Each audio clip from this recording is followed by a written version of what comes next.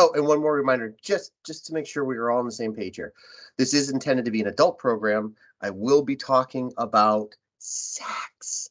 So we're going to talk about mating methods. We're going to talk about some genitalia. We're going to talk about some things that are adult in nature. So if you have kids with you, and I'm not seeing anybody that does, but if you do, I just want to remind you, this is definitely going to be more of an adult conversation. So thank you all for being here. And let's go ahead and get started.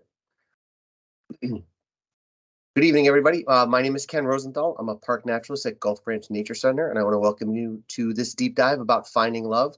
I always enjoy doing my February programs because I usually try to do them about some aspect of mating or reproduction in our fair organisms out there, because wow, it's some really good stuff. There's a lot of interesting ways that organisms find each other and mate and reproduce, and there's a lot of strategy behind it that doesn't seem as obvious from outside there. So I just want to make sure that we all have a chance to check that out. So without any further ado, as a reminder, I am recording this and it will be up on YouTube. So if you don't want to be on the recording, make sure you turn your camera off and your microphone off. You can always add questions in the chat. If you want to unmute and ask me a question, feel free to do so. Just remember to mute yourself again after you've asked your question. So I'm going to go ahead and share my screen and we are going to get started. Screen. Let's go ahead. There we go. So February is the month of love, I guess, for some people. It's not always been that great for me, but I always like having some kind of Valentine's Day themed program. I did this one actually exactly 5 years ago to the day, which is pretty exciting. I've updated a lot of stuff. So if you were here for that one, it's going to be different. If you weren't, this is fantastic. I hope you really enjoy it. But what I want to do is I want to talk about, I want to talk about sex, and I want to talk about natural selection, how that relates to it. And I think this is a great quote. It's from one of my favorite books. I'll show you the books at the end that I used for some of the information for this topic. Indeed, natural selection discriminates against well-behaved losers. It's important to remember as we go through this that we're not talking about morals and moral implications here. This is not civilized, or maybe civilized is the better term for how humans do things sometimes. But this is not about civilized manners. It's not about being polite. This is about passing on your genes, and that's what's important. So for a lot of these critters, they will do things that seem underhanded or downright immoral to us, and that is simply their strategy for prolonging the species, or specifically prolonging their genes within the gene pool. I'll show you that book later. This is one of my all-time favorite books. And it's important to remember that for sex in a human context, when people hear the word sex, they certainly think of something that's very personal or very intimate. That's not something that's done everywhere. Where that line stops for attraction between two individuals, whatever stage of physical contact that is, that's a conversation that could be a whole other program. It's not necessarily a program I'd want to get into. But what that means for humans, that context is very different in what it means for someone who studies the evolutionary history of sex, of reproduction in organisms. So to someone like a biologist, sex involves the exchange of DNA between two individuals. This can be very different from our context and obviously our moral implications, but it can also just be very different physically from what we consider to be sex. And so I want to explore that for a minute before I get into some of the other mating stuff, because I think it's important to talk about that. These are bacteria. This specifically is Escherichia coli. This is the one that's in our gut. It can also, there's a strain of this can also cause some severe gastric distress. That's probably an understatement. But bacteria in general often absorb little bits of DNA from their environment. And in that case, it's very much about improving oneself. They'll find little bits of DNA. They may incorporate, they may not. They can exchange it with other bacteria, and that is a form of DNA exchange and could be considered sex in a biological context. But it's not what we're really going to get into this evening.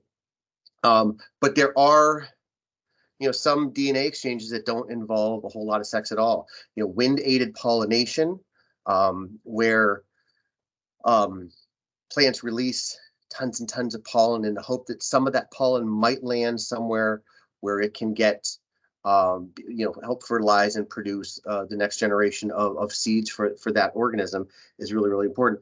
This is not something that happens, or this is not something that is by any means even close to probably even 25% successful. I'm sure it's a small fraction of those pollen grains that actually reach the receptive female parts of the same type of species.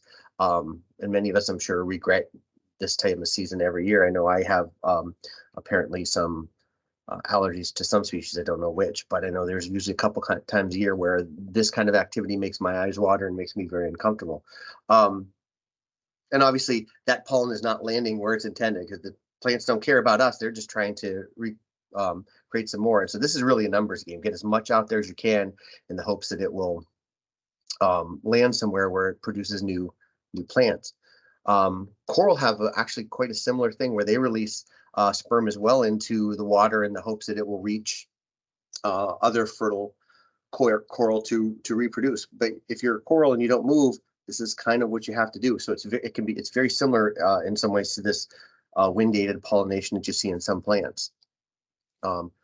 Some of the most primitive DNA exchanges are in critters like the pseudoscorpion. We have pseudoscorpions around here. You've got to look in the leaf litter. I've actually never found them. I know that they are here, and I've heard of other people finding them, and it's something I've always wanted to see. I've just never found one.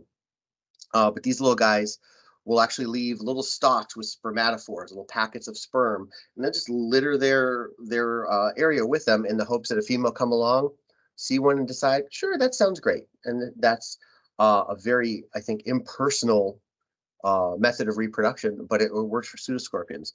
There are also some insects like primitive collembolans. This is a springtail that will have a very similar reproductive method. There are, in fact, amphibians that do this as well. Our very own spotted salamanders. We have these in the park, I think, both here, and I know for sure both here and Long Branch. It might be in some other places in Arlington. Certainly they're around in Northern Virginia. I've seen egg masses in many different vernal pools and ponds in and around Northern Virginia. They do a very similar thing. They do have a little courtship that they add into it, but the males essentially get out into the pond first. This little white packet on the stem of this leaf, this is a spermatophore. The males leave these spermatophores out in the hopes that a female will find the spermatophore and pick it up and use it to fertilize her eggs. And so the males might do a form of attraction. They might do a little dance, and they might do a little ritual where they try to get the female's attention, bring her over, and entice her to pick up one of the male spermatophores. Whether that works or not, is another story. But there's not that doesn't involve a whole lot of physical contact between the male and the female. Like, hey, here's this. You want to pick this up and make some youngsters? And she does, or she doesn't. You can see these in our pond. I've never looked that closely at Long Branches, but I know they have them over there as well. But I've never been over at the right time because I work at Gulf Branch. But after the wood frogs and some of the other spring amphibians move in, you can keep an eye out for these, because the tough part for the salamanders, tough part for us, salamanders don't make a lot of noise. They come into the pond very quietly. They do this. This is all a mating ritual and a means of exchanging DNA with the female that is simply not something that really catches our attention because of the way they do it. So it's important to note that there is also reproduction, asexual reproduction. New individuals are produced from a single parent, so there's no gametes. There's also one form of asexual reproduction. Does have the formation of egg cells, is parthenogenesis, where an individual develops from an unfertilized egg. And this is not uncommon. You can see the list here: water fleas, that's the Daphnia here in the upper right, rotifers, aphids, stick insects, ants, bees, parasitic wasps, even some amphibians, reptiles, and fish. Here on the bottom right is a Komodo dragon. So there are examples of parthenogenesis in several different vertebrate species. It tends to be much more common in invertebrates than vertebrates, but there are some examples of vertebrates as well. Excuse me, I feel like there's pollen in the air today. But we're going to stick with, for the rest of the talk here, what we're really going to focus on is organisms that need to attract a mate, that tend to use that exchange DNA, and there may or may not be some form of copulation or at least physical contact between the two males. And what's important about this is we're going to talk about sexual selection. If you're in any way familiar with evolution as a result of natural selection, there's four things that natural selection, that evolution needs for natural selection to occur. You need to have variation between the individuals of the same species, and that is they're not exactly the same. There's some differences. It could be color, it could be shape, it could be size. Then this variation is something that can be passed along to the offspring. So it's heritable.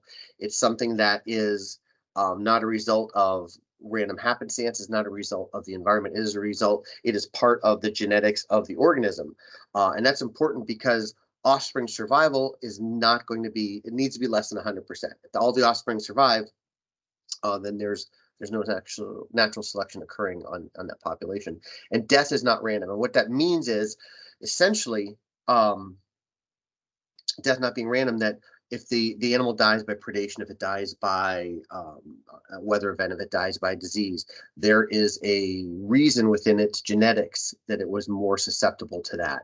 And that makes that particular, those particular organisms with those genes less successful than others. And something can change in the environment where the predator goes away or the disease goes away or there's a mutation in the genome that makes the animal that makes that set of genetics more successful, then that can change that as well. But these four things need to be present in order for evolution by natural selection to occur. We're going to talk about some things that involve sexual selection. And sexual selection means that you're essentially getting rid of the predators, disease, and weather as a reason for death, or as a reason that there's not success in getting the genes to go to the next generation. And you're changing that with essentially choosing mate. You're changing the selection against the genetics of that organism. You're changing it to be responsible for how successful it is or isn't in finding a mate. And that means that it's not the best singer, it's not the best, it doesn't smell very good, doesn't look very good. It could be any of those things. But whatever that process is that involves the organism finding its offspring, or finding a mate, that is what really determines the success of those individuals passing on their genes to the next generation. And a lot of times that is simply, it's probably, there's a combination of both. And you can look at the effects of one versus the other on the population, but chances are that both of these forces are acting on a population. The difference is between natural selection and sexual selection, for example, in color, is this color is here for the green tree frog. It enables it to camouflage. It's really an important factor for it hiding and avoiding predation. Here on the right, this is a American redstart. The colors, along with its song, are about sexual selection. It's about being seen and heard by females, and so being able to successfully mate. Think about the cardinal, which is, bright red bird. They're here year round. Now is a terrible time to try to hide whatever color you are, but certainly when you're bright red. The advantage for them is they're not super large, but there's obviously no red backgrounds anywhere for them to really try to hide in. And so that color is something that would seem to be a handicap for that bird in the environment, yet you still see red males all the time. And so obviously it's a successful strategy for reproducing and attracting females. And so that red color for males versus females still exists within the population. And it can go too far. It can really go too far. You'll hear of things called Fisherian runways or runway selection, and this is named after a gentleman named Fisher, who talked about sexual selection where it runs rampant, and the selection by the females of their mates is such a powerful force within that species that you'll get this absolutely ridiculous, to us at least, male ornamentation that's there. It seems that could seem to be so much of a handicap for that organism, but the males survive because that's what they need in order to choose a female. And again, I think that on some level, obviously the peacock can get by enough surviving with these large feathers that it hasn't been completely selected against. Perhaps female selection would have pushed them even farther, but at some point you reach a maximum size of feather where something's going to eat you if your feathers get too big and you simply can't move effectively or avoid predation. So my guess is that I think this runaway selection is an interesting idea, but at some point natural selection is going to kick in and be like, okay, that's even for nature, that's just a ridiculous amount of feathers or ridiculous color or a ridiculous size of whatever it might be. So what's our goal? What's our goal? We're going to find, first of all, I realized I spent all day in the back of my head thinking about how it was probably not the best title to call it Finding Love. I was trying to take advantage of February and Valentine's Day, but generally this is a much more calculated relationship or temporary relationship, whatever the case may be, depending on the organisms, to find someone to procreate with and produce the next generation, because both sides are in a arms race between the male and the female to maximize their genetic output to the next generation. And so when you have males who are trying to make sure they're the only male, or that there are fewer males mating with female, but you have females who want to maximize the number of males that they mate with so they can spread the genetic diversity among their brood, you'll find that there's an arms race. And we'll talk about that a little bit more, but the goal is certainly to pass on your genes, but the unwritten part of that is to do that as much as possible, or to diversify as much as possible. If you're a female, it's more about diversifying, and if you're a male, it's more about sheer numbers of offspring in the next generation. There's a couple strategies here. Obviously, one is to have many offspring. Some of them are going to die, some of them are going to be eaten. So have as many as you possibly can to make sure your genes make it to the next generation. Or you can have one or two. You can have very few, but you can take really good care of them. You can spend more time than you would more time than other species would. If we go back to, it's a joke to put in the triplets. That's not really a good example for many offspring, but I was like trying to find a picture like that. But for wood frogs here, they mate, they lay a couple hundred eggs in an egg mass here, and they're gone. That's it. I'm done. I'm out of eggs. The male might hang around, try to find another female. But that's pretty much it. There's no parenting. The majority of their parenting is, we're going to stick you to the stick. Hopefully you won't get sloshed around a lot in the pond until you hatch. And then get ready as quick as you can, because we also put you in a pond that dries up. Congratulations, there are no fish, but you've got a time limit on getting your 4 legs out before you have to get out of the pond, or you're in big trouble. And it's a tough kind of parenting style there. So, in this regard, they spend more time. There's some teaching. There's a lot more care, maternally, paternally, or both. But it yields fewer offspring, and it takes a longer time. These organisms also tend to have a lot more trouble around humans, because how long it can take for the successful investment of the parents into their offspring.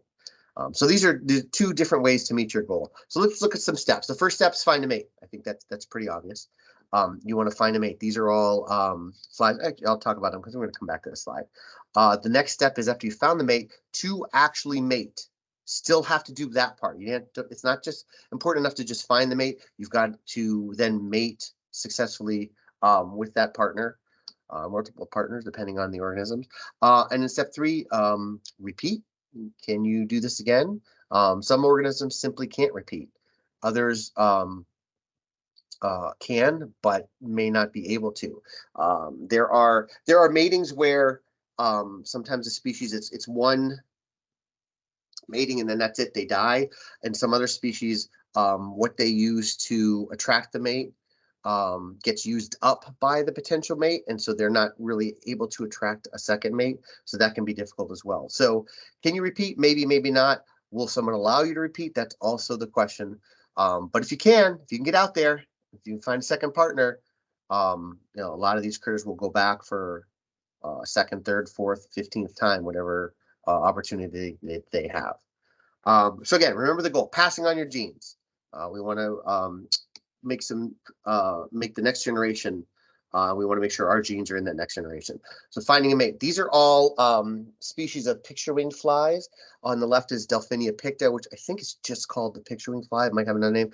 That one is very common. If you're out and about this spring and summer and you haven't seen these yet, keep your eye open. These are very common. You can certainly find them on droppings, but I found them on lots of different spots that are sunny. I found them on our patio here, on the fence of the pond, just in general on a bright open sunny spot where they can be noticed. They're out there wiggling those little wings there. You can see there's a little pattern on them and trying to attract the attention of a mate. In the middle is a peacock fly, another one I've seen around here. Very, very pretty.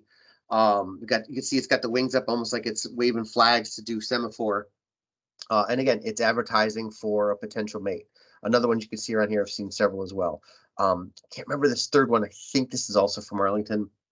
This is one of the bandwing flies, but you can see again that pattern on the wings, which is used to attract a mate. So these are all strategies employed by these different flies, and that's a way of finding a mate. And it's a way that's successful enough that it has that these flies have through evolution, you've got different species of flies, but they're all using the same method. Different might be a different spot that they choose, certainly different wing patterns, but it's recognized by females, and it helps them attract a mate. And so this is a very successful way of finding mates among flies. And there's a few other ones as well we might talk about in here in a little bit. I think calling is something we're really familiar with, is certainly with amphibians. There are a lot of birds that also use calls to attract mates. I can do this. Give you an example here. So when frogs call, they're a small animal and they might not be able to make a loud noise. So they have these vocal sacs. You can see the American toad on the left has the single one. On the right is a wood frog, and they have a set of paired vocal sacs. But what those vocal sacs do is they help take a small noise and make it louder and help that noise get further out to attract females. It's the difference between my talking like this and my talking like this. And hopefully you're going to hear that there's a little extra sound coming out because I'm talking in this versus talking in this. And it's the difference between Luke, I'm your father, and Luke, I'm your father. But that I do this with buckets with the kids too, and it works really nice. But it's really about magnifying, essentially a magnifier for that small amphibian's sound, so it can get further and further away, because they want to make sure that the females can hear them and get in. What's interesting to me is, I always say this, and I keep forgetting to look it up, but like the wood frog chorus at our pond is crazy. How can you pick out a single wood frog from all that noise? Their pond. I can't remember how many years ago. This is several years ago, because other things in our pond now.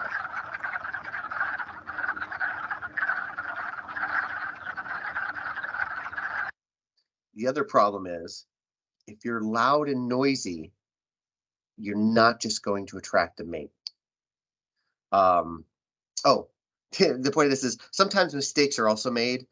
This poor salamander is probably thinking, this is why I use sperm packets. These two male wood frogs got a little over exuberant and are attempting to hold this poor salamander in amplexus. Amplexus is a kind of, it's a hug. The males take their front legs, wrap them around the midsection of the female, and they're encouraging her to release her eggs so that they can release their sperm and fertilize her eggs. In this case, that salamander is not going to release anything, and certainly not anything that the wood frogs are interested in. It's really a free-for-all in that pond. And if you've ever been in a pond and seen all that quacking going on, there is a color difference. That the females tend to look much pinker, where the males look this darker brown. And sometimes you'll see a female come in, and the frogs, several of the frogs nearby will turn and be like, was that a girl? First thing I've seen females do if they come into that pond is they go right down to the bottom underneath the leaves and try to avoid the males until they're ready. The males are they're in a zone, is I think a very polite way to put it, and they're just on any movement like it might be a female, and they're certainly even checking each other out, like, you move, are you female? No, okay.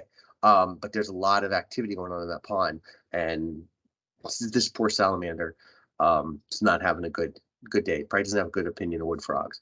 The other problem is when you make all that noise, there's a value when you're a small animal to being quiet, and that value is not being noticed by predators. And there are predators that definitely spend more time around the pond for the couple weeks that the wood frogs are here. On the right's a red-shouldered hawk. You can see in that red circle that it's got a wood frog in its talons. And this red-shouldered hawk was actually hunting during the day and swooped down and picked that frog up right out of the leaf litter as it hadn't even made it to the pond yet. But raccoons can certainly, if they've discovered your pond and they know there's frogs in there, they will, hang out in and around that pond in the evening trying to get an easy meal. Because there's so many wood frogs, it's just a great time to get down there and hopefully snag one. We often see piles of released eggs, unfertilized eggs, stuck on different spots around the pond, certainly on the railing, and it usually, in my mind, means that a red-shouldered hawk or maybe a barred owl, they'll hunt at night, do the same thing, and they're kind of night shift, day shift with each other, the hawk and the owl. And we know they'll both feed on the wood frogs, and so a lot of times when I see that that mess of eggs on the rail, I'm pretty sure that one of the birds of prey grabbed a frog and then chose to sit on that railing and feed on them. Probably more likely, our park it's not super busy, but it's busy enough that it's probably more likely that's a barred owl at night when there's a lot less traffic here. Even big predators, very efficient, organized predators like humans tend to notice and take advantage of these things as well. So it's one reason why we do a lot of people in some of these places do a lot of security and even close down the parks while this is happening to make sure that this kind of activity doesn't happen, because this is has a big negative effect on the populations if they're trapped and taken before they even have a chance to reproduce. If you're a caller, like these frogs, like the birds, like the cricket, you run the risk of having imposters step in and take credit for your song. Oh yeah, that was me. That song, I can't sing anymore, but that was a really good song. And so you'll have male field crickets, you'll have some of these frogs who have a perch and they're doing a great job singing, and you'll have other males of the same species who can't sing as well, and they will hang out and wait to intercept the females as they come in, and essentially take credit for that song. Let the other guy pay for dinner, I'll go home with the girl. And this happens in many different organisms where males that just aren't able to put on the show the same way will hang out and try to take advantage of another more successful male's courtship ritual. Looking pretty, always a positive. And it's interesting how it tends in a lot of organisms that aren't humans that need to look pretty tends to be a much more male-centric task than a female-centric. There's a lot of birds with sexual dimorphism, like this long-tailed duck here. The one towards the bottom left is the male. Really beautiful birds. One of my favorites. Ducks are really, really good looking. And the upper right is the female. This is a pair of long-tailed ducks in one of the waterways on the Delaware coast. And then, of course, on the right is a moose. You can see those massive antlers. And again, this is those antlers on moose, antlers on deer. Those are about attracting a female. They might accidentally use them in self-defense, but if you get too close to a deer, a doe doesn't have any antlers. They're not interested in sticking with their antlers. They will give you a good kick. And male bucks or male deer will also give you a kick before they're going to do anything with those antlers. Those antlers are strictly for courtship and possibly fighting with other males, but they're definitely not for defense when the female doesn't have any, and that's not a good defense. And so these are all about looking pretty. And again, with our deer around here, with moose, those antlers fall off every year. This, I believe, the fastest growing tissue in the animal kingdom, because these antlers are developed or grown in less than a year. That growth started in spring, and by winter they fall off and they've got to start all over again. That's a boon for rodents who are having trouble already finding food in winter. If they can find some antlers from one of these critters, they'll gnaw them and they get that calcium, which helps them with their teeth growing. But that is quite a commitment to looking pretty and to find a mate. And it's thought that these tend to be an indicator to females that it's males that are able to find quite a good amount of food. And so that's certainly a good reason to mate with them, because ideally their offspring would have that same ability. You can get her attention in other ways. If you're not going to look pretty, if you're not going to sing a nice song, maybe you can do a little display with some light. Bioluminescence is certainly a great way to attract females. It's also a great way to attract males and eat them if you're of a different species. There's a lot of subterfuge in different species of lightning bugs, fireflies, whichever one you want to call them. But you can see this diagram shows some of the different heights at which which the fireflies perform, and also the different patterns that they will go through in order to be very specific about who they're trying to attract. And again, as I mentioned, on some of these, the females can actually hang out in spots and mimic another species. And when the males come in to check out who's, pun intended, flashing them, the males get eaten. So you got to be careful about who you respond to. That's not something that we're unfamiliar with in the human world as well. These are ostracods. They're cypridian. They're ostracods, and these are little shrimp. They only have a couple of their appendages that actually stick out of their shell for the most part. They're about the size of tomato seeds. There's a species in the Caribbean, and the species in the Caribbean actually bioluminesces to attract females. And so when they're out at night, when it gets dark, they come out of the benthos and move up into the water column, and they will flash. And sometimes they'll do a little pattern, just like essentially like marine fireflies. You'll do a little pattern. They don't fly, but they're doing these this bioluminescing in the water. And what happens is, just like as I mentioned with the frog and the cricket, there are ostracods that are not as good as bioluminescing, and so they'll hang out and try to intercept females heading to a very flashy male. And in fact, I guess if you sample the water, you can see that there's many ostracods that aren't flashing. And so for the ones that are successful, I often wonder what percentage of females they actually are able to reach versus the imposters that are in between them, in between their display and the females that are coming in. And then there's obviously, I think to us, what's very obvious displays, you'll see birds preening and puffing themselves up. These are feral pigeons. She was not at all interested in this pigeon. There was a flock of 30 or 40 on the beach at Ocean City, and he was doing his best. It was windy, and he's just fluffed up, and he's got the motion going, his head's going, he's doing the steps, and she was just not interested at all. I hope he was lucky at some point, but for the show he was putting on, she was simply not. This female, at least, was absolutely not interested in him. Some birds can put on some pretty amazing displays. This is superb bird of paradise. I actually have the next two slides are videos. I want to share them. I'm going to go quick because I don't want to spend the whole 2 minutes on each of the videos. You can certainly check them out on YouTube, and if anybody asks, I can always try to send up the links as well. But if you go to YouTube and look up birds dancing, you're going to find some really good ones. Get this one started here.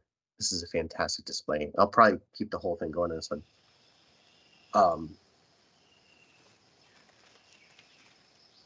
This is fantastic.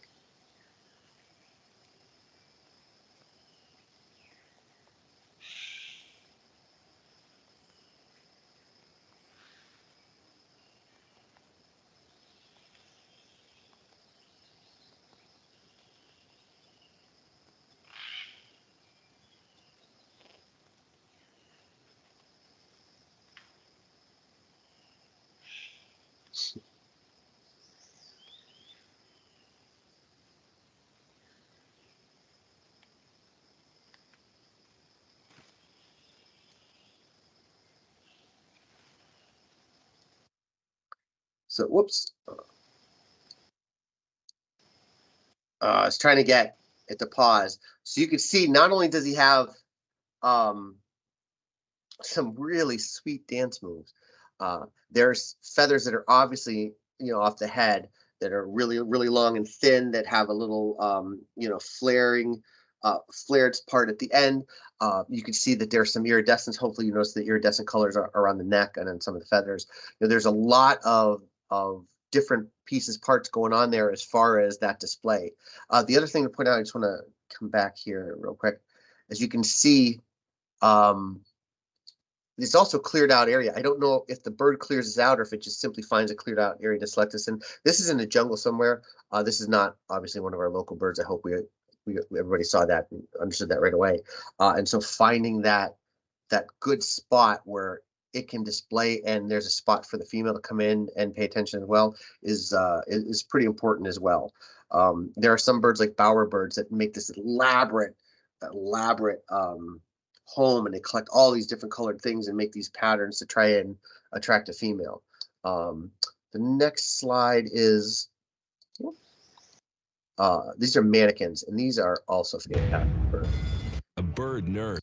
This avian Casanova, the manakin. There are over 50 species of this showy little bird, and they all go full out to court the ladies. At breeding time, the brightly colored males stake out a staging area called a lek, the bird equivalent of a singles bar. A branch serves as the dance floor.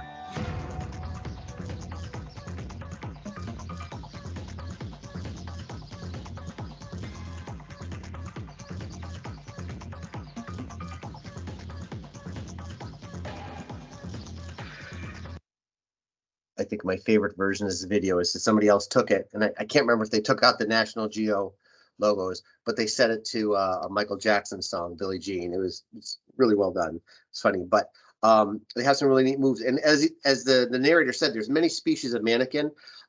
Some of them will have more than one male on a spot, and they will jump over each other. Sometimes there'll be several in line, and as they get up to the end, the male at the front will jump up, will fly up and come down at the end and come back, and you'll have 3 or 4 circling through at one time. It's the I always like to think of it as the bird version of a dance off, and the winner hopefully finds a mate. Of course, the female could fly away, and there would be 3 or 4 males standing there going, well, now what do we do? But these are I know there are manakins in Central and South America. I'm not sure if they're also in the old world, but this is a species you definitely find in our hemisphere down in some of the rainforests in Central and South America. And they're pretty neat. They have some really neat displays. You can find more of these on YouTube if you want to keep watching them. And again, if you look for moonwalking bird, that bird there, that manakin in particular usually comes up.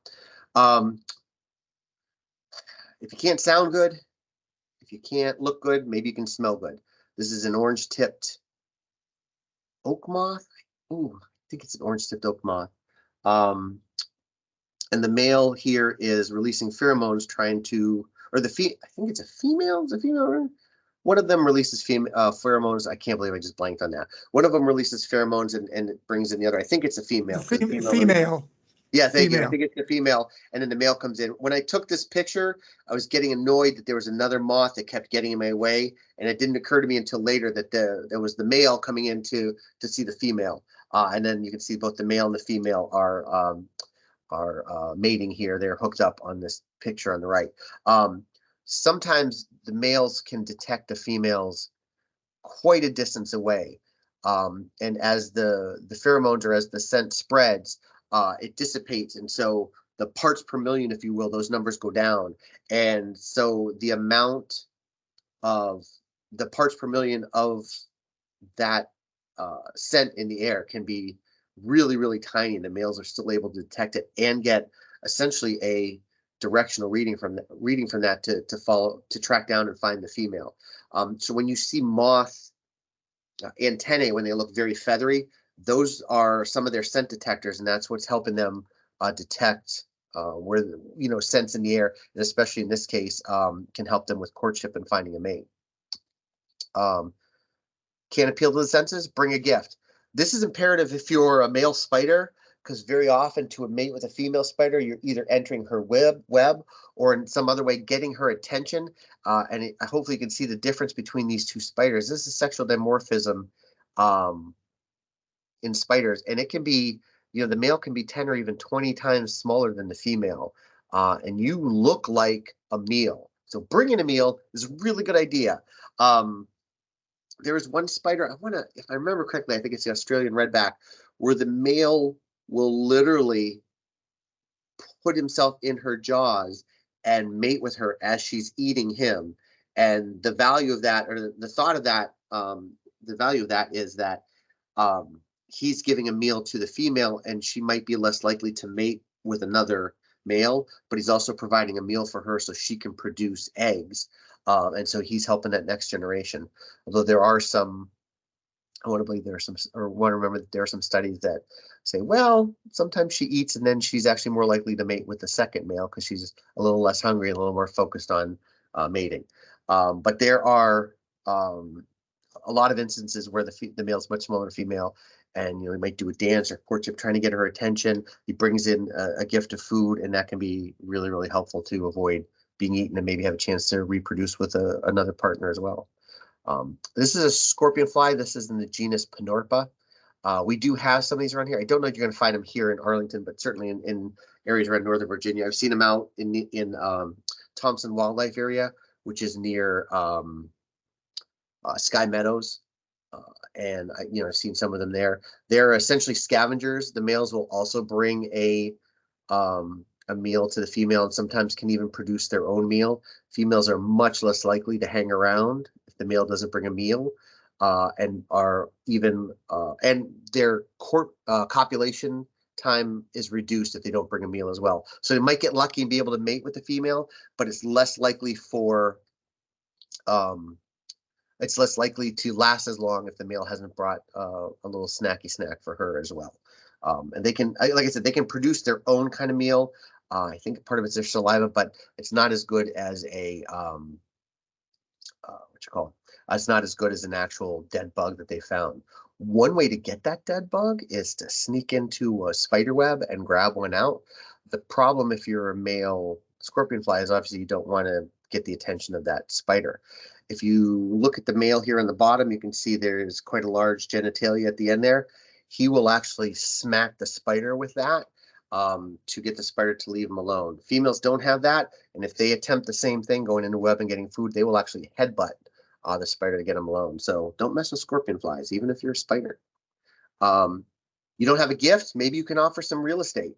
A lot of odonates, a lot of damselflies and dragonflies will attempt to establish a territory, and there can be, the males can be brightly colored. You'll find sexual dimorphism in dragonflies as well, and so maybe you can attract a female with this amazing tract of river or streamside property. If that doesn't work, maybe you can make a poorly constructed attempt at a nest. House wrens will often find 8 or 10 spots within their territory, and they'll make these little dummy nests. And females, if they like the locations, or at least one of the locations that the male has, they'll choose to mate with that male. But the first thing they do is undo everything the male did, and then they make their own nest. So the males don't make as good a nest as the females would like. The other thing that will sometimes happen, you can see this is the entrance to a bluebird box. Sometimes the house wrens will get in and they'll build their dummy nest right on top of an existing nest, even going so far as to kill the youngsters of the other birds that are in there. So house wrens are not always the favorite bird of people who are, especially people that are trying to have bluebird conservation efforts. But in general, they'll do that to other cavity nesting species as well. And if it's not enough to have riverside property or a dummy nest, just go out, build an absolutely wonderful nest and entice the female to come in, check it out, and lay eggs, and then chase her off and take care of it yourself. This is a 3-spine stickleback. If you're able to make out the little range map in the upper right of the graphic on the right, you can see that they're found in Europe. They're also found on the northeast coast, from Maine up into Canada and on the Pacific coast as well. They're coastal fish, but you can also find them in freshwater bodies. And the males actually construct this really nice little nest here. There's a tunnel that goes all the way through, and they'll come out. They get that red coloring on the chin and their blue eyes during the mating season. And they use that color to attract a female, and then he'll swim over and make these moves in front of the nest and try to get her to come in and check it out, or he'll even swim through it to show her that it's a nest he's constructed. And if she likes it, she'll come in and she might lay, a couple hundred eggs, and then he'll chase her out. And he takes care of it. He may also try to get another female in because, hey, why not? He's got the space, and that'll also help him diversify the next generation of his offspring as well. So there's a couple other ways to get females in here. So now you've attracted them. Let's go ahead and mate. But you got to make sure you're prepared. It's very important to be prepared. Is everybody prepared? You've got to be prepared. This is Drosophila bifurca. This is currently by body length the organism with the longest sperm. Okay, it has a sperm that is 5.8 centimeters, which is 20 times longer than its body. Most of that is tail. Okay, the thought the thought here is that when the males mate with females, because the sperm is so large that the female it takes up a lot of space, and it makes it unlikely that the female is going to mate with somebody else. It takes 3 weeks to produce that sperm, so you want to make sure that you're ready when the time comes. And to give you an idea on how long that would be on our kind of level, I'm 5'8" according to my driver's license. That's 68 inches. If I had a sperm the same size, it would be 1,360 inches or 113 1/3 feet long, which would be longer than some blue whales. So that would be a pretty impressive sperm. Got to say, I'm pretty happy that I didn't have to make that happen in order to have a daughter. I'm glad I didn't have to go through all that. But that's pretty amazing. And again, like I said, it can take 3 weeks. There are some Drosophila that takes a couple years for them to get to the point where they can mate or reproduce as well. If you're an odonate, the problem isn't that you're making a big sperm, takes a long time to produce. You want to make sure that you have your sperm in the right spot. If you look on the left, these are stream bluets. On the right is slaty skimmer. These are both in the wheel position. The wheel position kind of looks a little like a heart if you're being charitable with the damselfly on the left.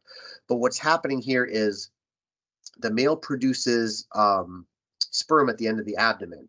And then the male takes that sperm and deposits it on, I'm trying to remember the name of it. I think it's called accessory genitalia.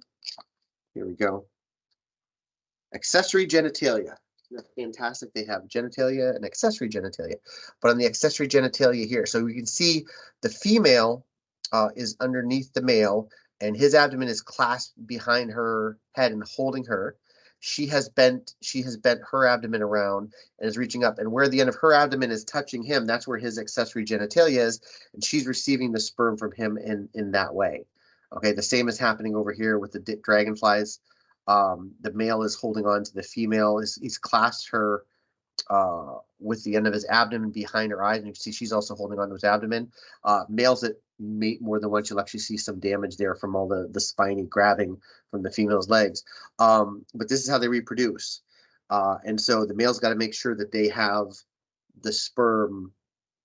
They produce the sperm at the end of their abdomen and move it to the accessory genitalia so that they can get into this wheel position and mate with the female. Now you're going to repeat. We're going to stick with odonates here for a minute. Are you able to repeat? Again, females would like to mate with more than one male. Males would like to restrict the amount of extra partners the females have so that more of their sperm fertilizes more of the female's eggs, and that means they have more offspring in the next generation, more chance to pass their inheritance along.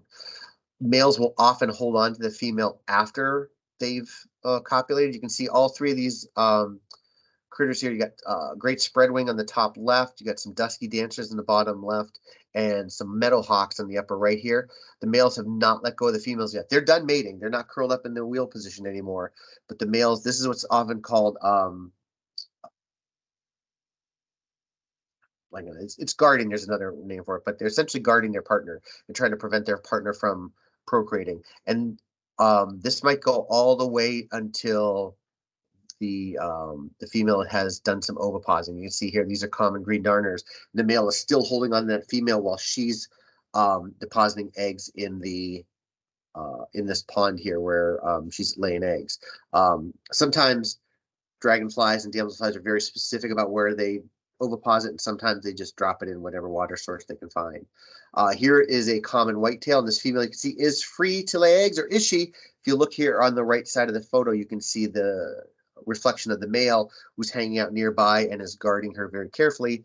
And while I was watching this is at on the boardwalk at Huntley. While I was watching this male chased off 2 or 3 other male suitors while she was laying eggs. You can see the concentric ripples where she had just tapped the water with her abdomen to drop an egg in there.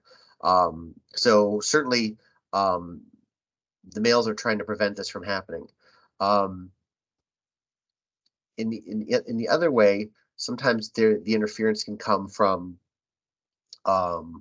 males who aren't as good at performing as some of the bigger males. So this is a bluegill. Let's get that bluegill up there. Bluegills will establish these territories. They'll do this whole display where they try to attract females, and they go through this courtship, and they're trying to encourage the females to release eggs so that the male can release sperm, because it's an external fertilization within fish. What the male doesn't know is often within the females are some smaller submales who are not as big and can't maintain a territory or demand the audience that this large male can. And so some of the males come in and they pretend to be females, and they do the movements that the other receptive females are doing. And then when this male begins to release his sperm and the females release their eggs, those other males also release their sperm and then get out of there. And they've managed to successfully mate and pass on their genes, even though they weren't the ones that brought in the audience to begin with. And there might be some tiny little males hanging out in the outskirts in the shadows. And when all that releasing starts happening, those males come zipping in and they throw some sperm into the mix and then get back out of there as well. So one male's doing a lot of work, but there's a lot of hangers on that also benefit from it as well. And it always makes me think of the old Bugs Bunny cartoons when he was fooling Yosemite Sam or Elmer Fudd. In bees, you've got the queen and the drone. Queen on the left, the drone on the right. And when the queens go out on a mating flight, there might be as many as 25,000 drones following them. For drones, maybe, a dozen to 20 drones might have the opportunity to mate with that female. So if you're a drone and you get that opportunity, if you catch that female and you're able to mate with her, they mate in flight. So you got to catch her while she's flying. If you're able to catch her and mate with her, you want to what happens is when you mate and you finish, you actually, your genitalia explode and stopper up the female, so it makes it more difficult for another male. The thing is, all the other males, just like that male, many of them have a scoop on the end of their genitalia, so when they do encounter a queen who has already mated, they're able to remove that chastity belt or that plug and mate with the female again. For the queen, this is important because she wants to make sure that she mates with enough males so she has some diversity in her in the eggs that she's going to lay. If the queen happens to only mate with one male and they both have the same sex determining gene, what'll happen is as much as 50% of her brood could end up being sterile males. So the more males she mates with, the much smaller proportion of sterile males she'll produce, because she's much more likely to have several partners that don't have the same sex determining gene as her. So for her, that's very, very important, because that's not a successful recipe for a colony, is to have half of it filled with males who are not going to do any work and also are sterile and aren't able to reproduce. By the way, on the right here, you can see the drone has these really big eyes. Those eyes are all about finding and spotting a queen in flight and trying to catch her as quickly as possible. Who else uses chastity belts? Well, there's a few other critters. Bats, rats, worms, snakes, spiders, butterflies, fruit flies, guinea pigs, squirrels, and even chimpanzees. So chastity belt is not a very unusual thing in nature. Interesting thing about this, some rodents are able to, when they finish copulation, secrete a plug that can stop subsequent males from mating with the female. On the other hand, if you're a rat, you have a prehensile member that's able to do some amazing gymnastics to reach around and get that plug out. Fox squirrels are able to do the same thing. So as much as you try to thwart the next guy's got just as much of an ability to get past those roadblocks you put in the way as you were. Coming back to the scorpion fly, I talked about the scorpion fly bringing a meal for the female. Sometimes what happens is, I'm going to use the word coercion because I think it's a little less triggering than some other words. But sometimes if you don't have a meal or you don't have a very good meal, scorpion flies can use this organ here called a nodal organ. You can see it on the red arrows. And that can actually clasp on to the female's hind wing, and it can lengthen copulation that otherwise wouldn't be as long if the male had brought a better meal or any meal at all. And so that is one way to continue to mate with a female long after the female is done. Here's a couple of scorpion flies mating. The male is actually on the bottom, the female's on the top. You can see his genitalia here latched on, and this alignment, if you will, you can see how the left wing of the female is touching right up against the abdomen, and that is almost definitely clasped by the nodal organ, and he's trying to keep her there as long as possible. For a male, bringing a better meal or holding on to the female in this way means copulation lasts longer, and he's more likely to have a larger proportion of her offspring are more likely to have his genetics. For the female who wants to diversify, if the male wasn't a good provider, she's much less inclined or interested in mating, so she wants to break away as quickly as possible. And she will struggle and try to get away. They're not, well, you got me, so let's just do this. That typically doesn't happen. And they're females, if they are being coerced, are often very they don't go along with it. They're very if they're unwilling, they're going to fight, and they're going to try to get away.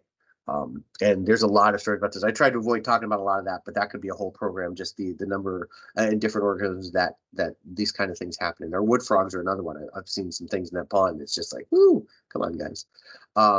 Another example of this is the sagebrush cricket or sagebrush grig. Again, the same alignment with the male and the female. The male is on the bottom and the female climbs up on top. What will happen is the female will nibble on the male's hind wings and get a meal of hemolymph, that's some blood. And while she's doing that, the male will arch his abdomen up to her in order to mate. And on the back of his abdomen is a structure of teeth, 2 rows of teeth, kind of like a gin trap. The gin trap is the old trapping, fur trapping traps you might have seen with the plate in the middle and a little food, and they come up and trap with look like teeth. And he can hold on to the female and make copulation last longer. This is an example of sexual cannibalism, because she is literally feeding on the hind wings of the male. It's important for the male to have that gin trap and hold on to her as long as possible, because what's going to happen is after she's fed on his hind wings, they're going to be mutilated. They're not going to look good. Virgin sagebrush grigs are much more likely to find a mate than those that have already mated at least once. So it's in his best interest to make this happen as long as possible. She gets a meal from the hind wings. So if he's got, really robust hind wings, she gets a good a meal out of that. Forced copulation can occur if a male is able to get a hold of a female without much of a meal for her, but he's able to get her into that gin trap. And he does produce a gift that has a spermatophore packet in it called a spermatophylax, as well as some nourishment for her so that she has something to feed on to help her have energy to produce eggs. I think it's that time. I want to thank you all for joining me this evening. If anybody, in fact, I'm going to jump out of here. Sorry to cut the reading of the cartoon short, but I want to check and see if anybody has any questions. Stop sharing my screen there and see if there are any questions in the chat, or if anybody has any questions. Just to make a comment that Sure. when you see these butterflies around where the male's carrying the female, something usually go on for hours, maybe half the day or something. That's probably the same thing happening. Either the male takes a long time for his sperm in, or he's protecting her, from other males. But you see this quite frequently, and so something like that is going on. Yeah, because sometimes it was just over with in a few minutes. Yeah, and mate guarding is really important. Mate guarding, I think that was the term I was trying to remember earlier with the dragonflies. But mate guarding is a really important thing. And again, the longer than you can make that last as a male, the bigger proportion of her offspring are going to be a result of your coupling. Whereas for the female, they want to diversify because they know the more, oftentimes the more males they are able to mate with, the better diversity they have in their offspring, the more likely they are to be successful. And in certain animals, that's definitely magnified more than in others. Any other questions or comments?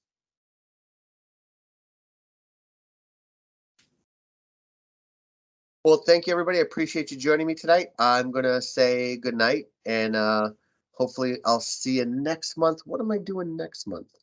Is that March? I can give you a teaser for March. Doing woodpeckers next month.